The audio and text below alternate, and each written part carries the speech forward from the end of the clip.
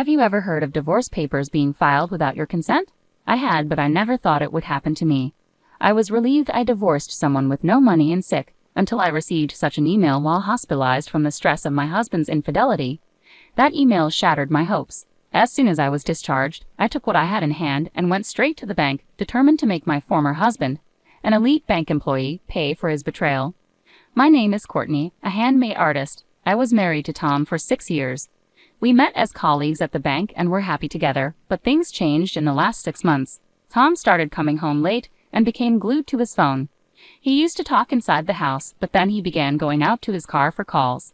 Suspecting an affair, I hired a detective agency after much deliberation. It cost some money, but I thought it was worth it for peace of mind. A month after hiring the agency, I found out about Tom's affair. His lover was Michelle, a teller at the same bank. The report included photos of them entering a hotel, kissing on the street, and enjoying meals together.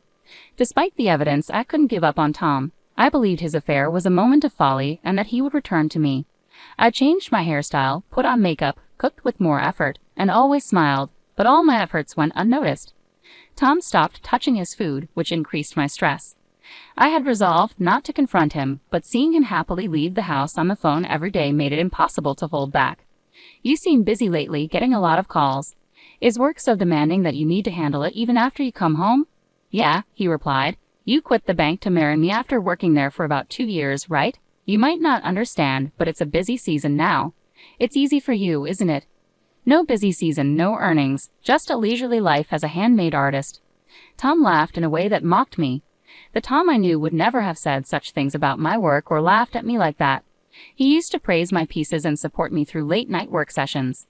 You don't have to say it like that. I might not be as busy as you, but I take my work seriously. I'm not living leisurely at all. I don't know how much you're earning, but it's definitely less than me, right? I'm paying half of everything, rent, utilities, living expenses, so you can live. It's tough being a woman with no earning power. You wouldn't survive if I divorced you. What kind of thing is that to say? I make enough to cover my share, but that's not the point right now. Do you want to divorce me? Unable to control myself after hearing the word divorce from Tom, I started crying uncontrollably. Tom sighed, annoyed, and left the living room, telling me not to cry over every little thing. Tom's attitude towards me grew colder. The next day, he completely ignored me, not even meeting my gaze. Despite the situation, I kept wondering how we could return to being the happy couple we once were. The immense stress led to sleepless nights and spontaneous tears. Unable to bear it alone, I met with my high school friend Sophia for advice. Sophia, still single, was a successful career woman. Tearfully, I shared my feelings with her, feelings I couldn't share with anyone else. Tom is completely infatuated with Michelle. He comes home later and later. I don't know what to do anymore. Do you still love your husband, Courtney? Do you want to get back to how things were before? Sophia asked. I honestly expressed my feelings. It's stupid, but I still love him. I don't want to give up, but everything is so hard. Just then, I started coughing violently and bent over. I've had asthma since before, and it had worsened due to the stress from my relationship with Tom. I took out my inhaler, but I was coughing so much that I couldn't inhale at all. The relentless coughing made me suffer unbearably. Unable to remain seated, I collapsed onto the floor. Courtney, are you okay? Please, someone call an ambulance. Sophia called out desperately, but I couldn't respond and lost consciousness. When I woke up, I was in a hospital bed. Courtney, thank goodness you're awake. Are you okay? Can you understand me? When I looked toward the voice, I saw Sophia with tears in her eyes. Attempting to speak cautiously, I managed to utter, thanks, despite coughing. Sophia nodded while crying and immediately pressed the nurse call button. The attending doctor arrived and explained that due to the severity of my asthma symptoms, I would need to be hospitalized for about a week. With nothing prepared for a sudden hospitalization, Sophia bought me a hospital admission set from the shop and filled out the necessary paperwork. I tried to inform my husband about my hospitalization, but couldn't reach him. Sophia tried calling Tom's cell phone, but he didn't answer. Considering contacting my workplace, I hesitated, fearing their reaction. Eventually, Sophia helped me draft an email, which she sent on my behalf. Sophia stayed until the end of visiting hours and then left. I drifted in and out of sleep due to the medication, constantly checking for any messages from Tom. The first message from him came at 1:00 a.m. If you're hospitalized, there's nothing I can do. I'm busy with work, so I won't visit you. Upon reading that email, I felt truly sad, hurt, and miserable. It wasn't just that Tom said he couldn't come because he was busy, but that he wouldn't come at all. This made it clear to me that he no longer had any love for me. I thought I shouldn't cry, but tears came uncontrollably. I didn't reply to the email and just cried until morning.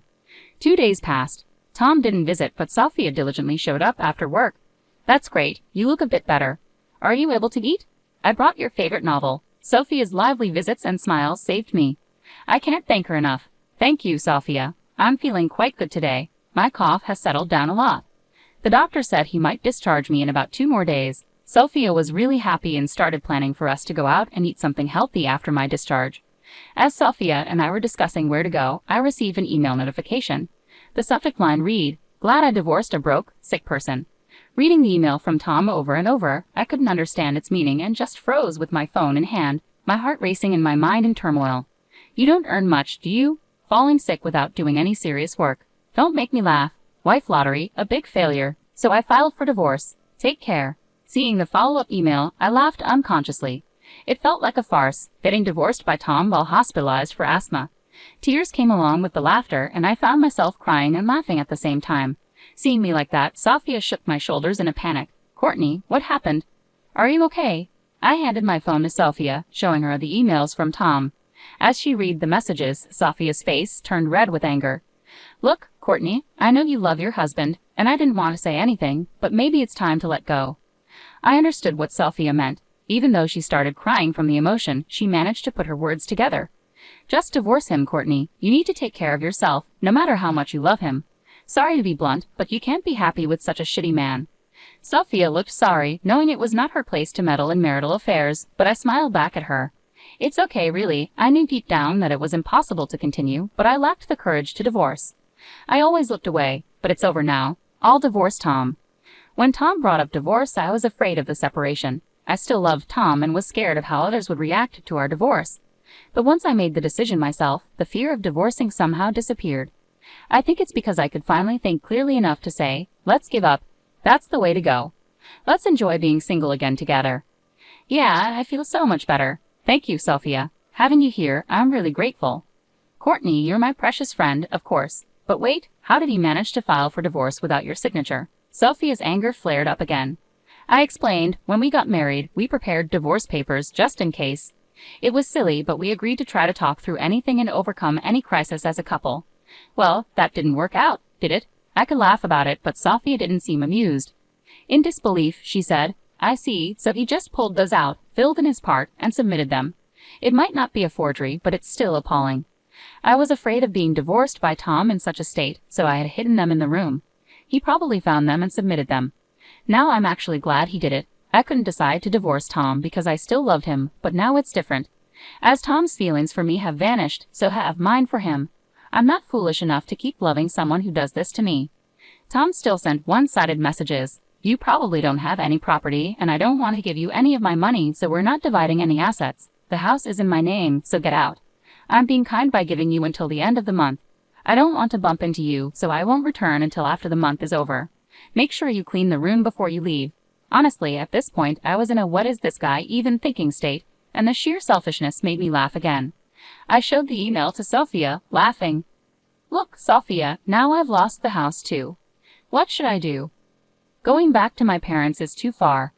I had no intention of staying in that house, and there were my valuable handmade parts to consider.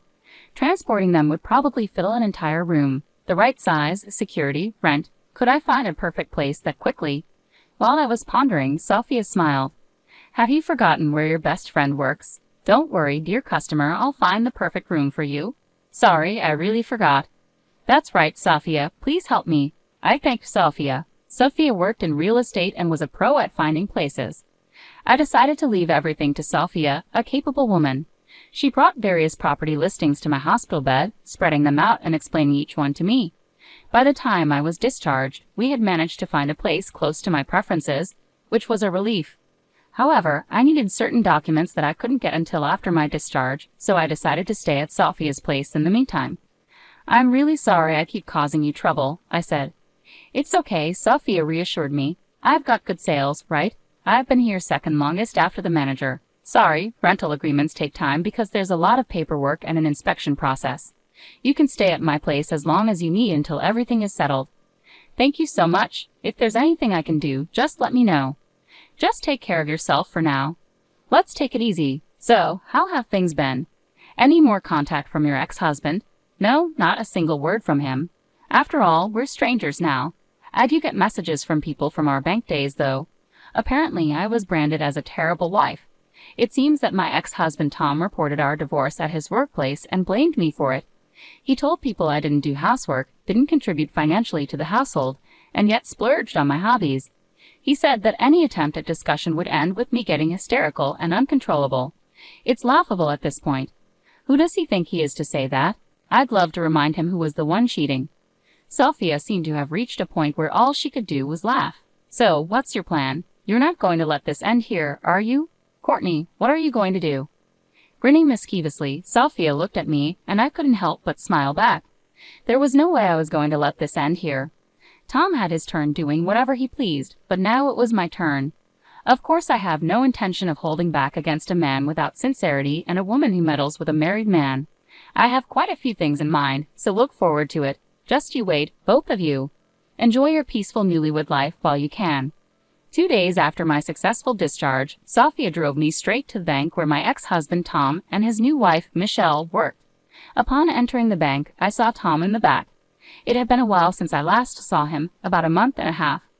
I was hospitalized when he filed for divorce. I thought I would be furious seeing him, but I wasn't. I looked for Michelle at the counter, and there she was, sitting with a composed face, the woman who had taken my husband away. I took a number and waited for my turn. Fortunately, I was called to Michelle's counter. She greeted me with a welcome, and I responded with a smile. Hello, I'm sorry to bother you, but I'd like to cancel a bank account. Certainly, is it just one account you wish to cancel? Here we go. I took a deep breath and projected my voice. No, not just one. I'm here to cancel accounts for all 800 employees of my company. The counter buzzed with whispers at my declaration. Tom looked over, shocked at what he saw. He seemed to want to say something, his mouth opening and closing. All 800 accounts. Michelle was flustered at the counter, and I couldn't help but feel a surge of laughter. Canceling 800 salary accounts would be a significant loss for the bank. It's not just about losing deposits. With interest rates being low, banks count on transaction fees and salary transfer fees for their profits. Losing that is a big deal. Yes, all of them. Please proceed. As I handed over the corporate account documents, I made my request. What the hell are you doing, Courtney? Did you just say something about a company? 800 employees? What's that about? Tom approached the counter, causing a stir among the other customers in the bank. Oh, long time no see. How have you been? I said calmly. What do you mean? It's exactly as I said. I have been a company president even when I was married to you. It's a handmade business, as I'm both an artist and a president. I spoke the truth at the counter. You were a president. I didn't know that. You never said anything about that when we were married, did you? No, I didn't. You used to mock me for being a failing handmade artist, right? I earn more than you do. I didn't want to hurt your pride, so I kept it to myself. Michelle, who had no idea who I was, looked at me in shock. She whispered softly, wondering if I was really the person she thought I was. Hello, I'm his ex-wife. Please proceed with the cancellation quickly. Tom and Michelle were frozen, not knowing how to react to the unexpected situation. Then I heard a familiar voice. Miss Courtney, it's been a while. You seem well. There stood Mr. Johnson, my boss before. When I married Tom, he was a strict person, and many of my peers found him difficult. But I liked him. He was as strict with himself as he was with others. When I got married to Tom, Mr. Johnson tearfully wished me happiness. Mr. Johnson, it's been too long. You look well, I said, momentarily forgetting why I was there, happy to see Mr. Johnson. Yes, I'm doing well. Tom told me about the divorce, and I've been worried about you. It seems you've been through a lot. How about we talk in the back room while we wait? Of course. These two and I will be there, I said, glancing at Tom and Michelle. Mr. Johnson's gaze was sharp, likely because of my divorce and Tom's remarriage to Michelle. Their faces, which were red a moment ago, turned pale. They seemed to be having a busy day, changing colors like that. I don't mind at all. I'd love to catch up with you, Mr. Johnson. Great. Let's go to the reception room on the 3rd floor. You two, come along, he said. We headed to the 3rd floor where the customer reception room was located. Mr. Johnson opened the door for us, and we entered and took our seats. It's really been a long time, Mr. Johnson. I feel regret for meeting under these circumstances. I spoke honestly, and Mr. Johnson smiled back. No worries. I was surprised by the situation, but I'm glad to see you're doing well. I was shocked to hear about the divorce from him, and even more so about his quick remarriage. Mr. Johnson glanced at Michelle and continued, "And I don't believe the divorce was your fault, as he claimed." "Wait a minute, Mr. Johnson. Are you implying that we're to blame?" Tom interjected. "Is that not the case? If I'm wrong, I apologize. But you see, I've known Courtney for several years. She was always organized, the most meticulous when it came to cleaning. And if I recall correctly, she used to bring homemade lunches every day, right?" Mr. Johnson's precise recollection of these details made me feel appreciated for my efforts. Not doing housework, not contributing financially to the household, but spending on hobbies and becoming hysterical during discussions. That's what you've been spreading around as the reason for divorce. But Courtney is not like that. Hearing Mr. Johnson defend me so firmly brought tears to my eyes. It felt overwhelming to have someone who understood, but that's the truth. Tom insisted, "You only know her from a work perspective, and you might suspect we had an inappropriate relationship, but that's not true." "Yes, that's right. I never cheated," Michelle added. "I just couldn't stand seeing Tom so down after his divorce, and while I was cheering him up, he proposed," Michelle said, tears streaming down her face like a tragic heroine. Their blatant lies in front of Mr. Johnson were infuriating. "Ridiculous. I was the one who was hurt. I took a document about the thickness of a notebook from my bag. Would you like to see this, Mr. Johnson? You two can look as well." "Oh, but perhaps there's no need. You're probably well aware of what's in it." I handed over the investigation report from the detective agency to Mr. Johnson. He took it, smoothly dodging Michelle's attempt to grab it with a scream. "Sit down and be quiet," Mr. Johnson commanded sternly. Michelle shrieked and clung to Tom. "What is this? You said your wife was too stupid to notice anything." "This is not what you told me," Michelle exclaimed. "It's not like that. She really is stupid. I never thought she would do something like this," Tom stammered. "Calling people stupid too much, aren't you?" I was about to retort when Mr. Johnson's furious shout exploded. "The idiots here are you two. Cheating on your wife, Tom, and you, Michelle, getting involved with a married man and playing the victim. You two are the offenders and Courtney is the victim." "Thank you for saying everything I wanted to say. It feels refreshing. But may I add something?" "Of course, say it. I won't stop you," Mr. Johnson replied, his strong support empowering me. He nodded at me vigorously and began reading the report with intense focus, his frown deepening. "You called me stupid, but do you think a stupid person can run a company? It turns out you were the one with the lesser income. How much was your salary again?" $100,000. That's plenty." Tom was so proud of his $100,000 salary, which seemed hilarious to me. Michelle nodded along, seemingly proud as well. "Is that so? Well, it's not bad, but mine is $400,000. I have 800 employees, and it's only our 4th year in business." "The handmade business you look down on. I started a company with my friends. $400,000. $400,000. Tom and Michelle's faces were priceless. The information that the person they underestimated was actually a company president earning $400,000 was too much for them. "Yes, business is booming, so we're planning to hire more staff. I thought it would be beneficial to have our employee accounts with your bank, but there's no need to be considerate anymore. So I'm canceling them all." "Wait, just wait a minute. If you cancel, the bank's deposits will decrease.